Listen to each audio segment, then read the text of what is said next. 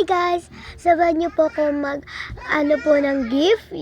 Kasi po malapit na po birthday ni Ate Abril. Yung lagi ko po kasama mag-vlog at birthday po ngayon ng aking kaklasmate.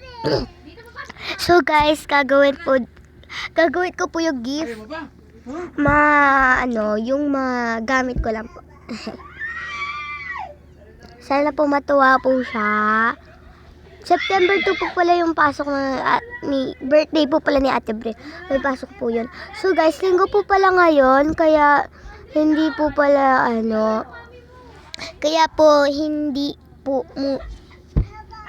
kaya wala po kaming pasok ngayon. So ayan po pala yung regalo ko kay Ate Abril. Ayan. So yan guys. Tapos ayun po yung gagamitin natin. Gagawa po pala ako ng bracelet. Bracelet po. Yan po yung mga gagamitin natin. So, yan guys. So, yan.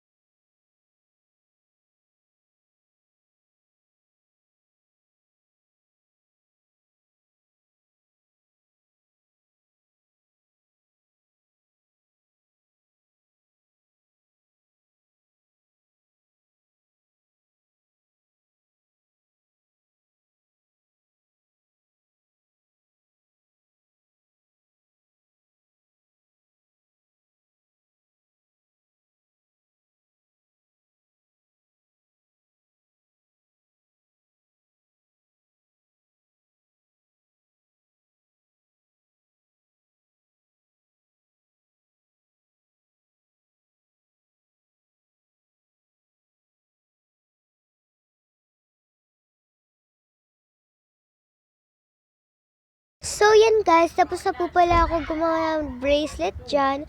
At kita nyo po, diba kanina po? So, yan. Kumukuha na po pala ako ng gagamitin ko dyan para pangbalot. Yung pinakita ko po sa inyo na yon, ayan po yung bibigay ko po kay Ate Avril. Tapos, meron pa pong isa. Ayan, babalutin po natin yan. Yan. So, yan. Natuto po pala ako magbalot ng gift. Kasi po nakita ko po yan kay Mami. Yung ganyan. Ganyan lang po yung ginagawa ko po. Gandito lang ba mo? Ayan po. So, ganyan po pala gumawa. Inuna ko nga po pala muna yung kay Ate Avril.